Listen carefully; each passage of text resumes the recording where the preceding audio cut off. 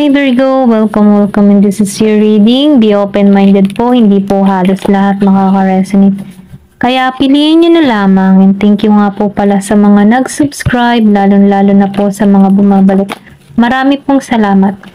Give me the message for Virgo. Sino yung patungo sa'yo? Love reading tayo ngayon Virgo, okay? Give me the message for Virgo. Sino yung patungo sa'yo? Ayan. Give me the message for Virgo. Sino yung patungo sa'yo? Tumalsik to. Meron ka ditong the Wheel of Fortune reverse. Okay? Nafe-feel ko dito, no? Hindi mo gugustuhin tong tao. Taong ito. Okay? Kumbaga, no, nagkaroon ka dito ng disappointment. I think past person mo to, no? Kung meron ka mang ex-person. Ayan. Meron ditong Ace of Pentacles reverse, Wheel of Fortune reverse, Seven of Pentacles, and the Moon. Talagang ayaw mo dito, okay? Pero ganun pa man, ano, dahil ito yung nalabas sa card, hindi naman halos lahat makaka-resonate, kaya piliin nyo na lamang. Ito lang yung nakikita ko. Meron dito, tao na patungo sa'yo na na-disappoint ka dito, okay? Or pwede rin sabihin, nagkaroon kayo dito ng misunderstanding. Kumaga, feeling, ano ka dito eh. Alam mo yung tipo na, nagkaroon ka dito ng lack of growth. Yung kumbaga, hindi ka lumago sa tao na to. Okay? Pero ganun pa man, ano, mahal ka talaga neto. Ito na yung nakikita ko. Dito sa The Lover. Mahanap to ng justice sa connection na to. Or pwede rin sabihin, nagkaroon to ng katotohanan, nagkaroon ka dito, nagkaroon kayo dito ng clarity or lumabas dito yung katotohanan, okay? Kung ano man yung nangyari sa inyo in the past dito, nafe-feel ko dito na nagkaroon to ng clarity, okay? Dito sa justice. Kumbaga, yung kanyang mga ginawa sa'yo ay tumama din sa kanya. Ito lang yung nakikita ko. Nafe-feel ko dito yung connection, ano, hindi naging mapalad yung connection ninyong dalawa. Kasi, nagkaroon ka dito ng disappointment. Kumbaga, no, itong tao nito, mahal ka pa rin nito, kaya ito tutungo sa'yo dahil gusto niyang matapos na yung cycle, or pwede rin sabihin na nakakaramdam to ng hindi pinapalad, hindi siniswerte sa kanyang ginagawa, no, sa kanyang buhay nung magkawalay kayo neto. Kasi itong The Wheel of Fortune, dahil lumabas ang justice, hindi siya naging mapalad eh. Kung ano man yung ginawa sa'yo before, tumama din sa kanya. Kaya bad luck yun para sa kanya. Kaya itong tao neto, gustong tumungo sa'yo, gustong makipag-ayos, kasi mahal ka pa rin ng tao neto. Pwede rin sabihin na inabandona ka ng tao neto. Kung meron man dito na inabandona, hindi nagiging mapalad yung person mo. Kaya itong tao na ito, nafe-feel ko dito na may pagtungo, or pwede rin sabihin magbigay ng mensahe sa'yo. Kasi itong tao na ito, ano siya eh, siya yung tipo ng tao na na-disappoint sa connection na to. Pwede ikaw to, no? Ikaw yung na-disappoint dito. Kumbaga, nakitaan ko dito na hindi to lumago, hindi nagkaroon ng oportunidad sa connection na to, or pwede rin sabihin, biglaan kayo nagkawalay dito, hindi naging matagal yung connection. Pwede rin sabihin na, inalisan ka nito ng bigla, ginosting, ganun. Or, may takot tong naramdaman. Ito lang yung nakikita ko, hindi to naging masaya sa kinalabasan ng connection, or pwede rin sabihin ikaw, hindi ka naging masaya dito sa tao na to. Meron ka ditong person na Virgo, Capricorn, Taurus, and Gemini. Okay? Yun lang yung nakikita ko dito. Kung meron ka mang person dito na Virgo, Capricorn, and Taurus, and Gemini, hindi to naging masaya. Kung madalas mong makita yung 11-11 and 2-2-2, nagpapahiwatig na ito na iniisip ka niya and tawagan mo siya, i-reach out mo siya. Okay? Ito yung mensahe niya. Pwede rin sabihin, binalak mo tong tao na ito. Okay? Kasi bad luck yun para sa kanya, kasi hindi ka na niya makonek. So, itong tao na ito, kung madalas mo makita yung 11-11, 2-2-2, nagpapahiwatig ito na tawagan mo siya, okay?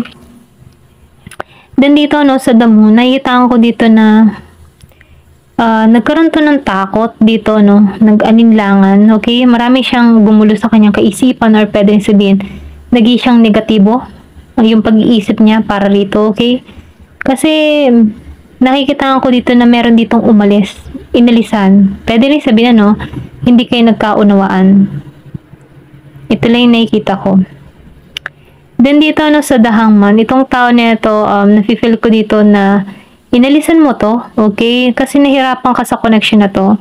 Kumbaga nagkaroon ka ng panibagong pananaw sa buhay para rito. Then nakikita ko rin dito, yung iba sa inyo inabuso, okay? Kaya kung ano man yung mga ginawa sa'yo, meron ding scam na nangyari dito. Kumbaga pinirahan. Yung iba hindi halos lahat. Pinirahan.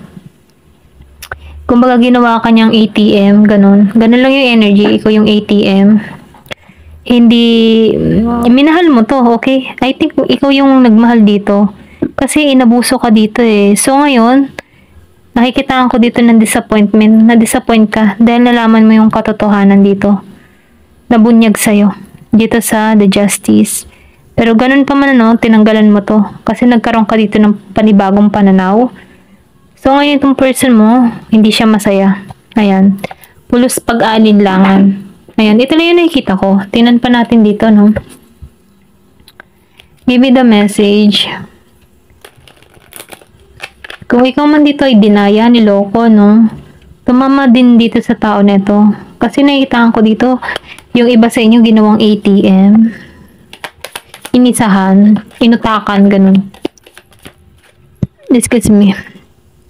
Dog. So, nakikitaan ka ng tao neto na loyal, tapat, okay? Tapat kang tao. Child. So, nakikitaan ko dito, no? Meron kayong anak neto.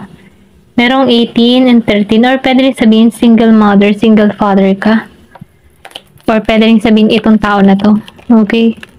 Merong garden. Gusto nito ng peace sa inyong dalawa. Gusto nito ng harmony. Okay? Peace and harmony sa connection na to. Okay? Meron ditong may edad na lalaki. Kung ikaw man ito, no, na ikaw ay dinaya dito. Nafe-feel ko dito makakabawi ka. Merong new love na parating sa'yo. Kung ikaw man ay babae dito, ito yung patungo sa'yo, new love. Magtatagumpay ka dito. Meron ditong 28 years old, may 20, 13, and 18 na pinanganak. May lady din dito. So, nafe-feel ko dito, no? Partnership. Partnership yung parating sa'yo. Ito lang yung nakikita ko. Meron ding new person na patungo sa'yo. Matagumpay tong tao na ito, stable na. Okay, pang long term na. Yan lang yung nakikita ko dito. Clover. So, meron ditong hatid na swerte. Okay? Dito sa new person na parating sa'yo. Mapababae, mapalalaki. Ito yung patungo sa'yo, no? Matagumpay na tao. Stable na siya. And, nafe-feel ko dito na magiging kang swerte para rito. Kasi, naitaan ko dito, naghihirap ka in the past eh. Okay? Naitaan ko dito na hindi mo na control yung situation mo before doon sa past person mo. Pero ganun pa man ano, bibiyayaan ka dito ng isang tapat na tao. Ito lang nakikita ko.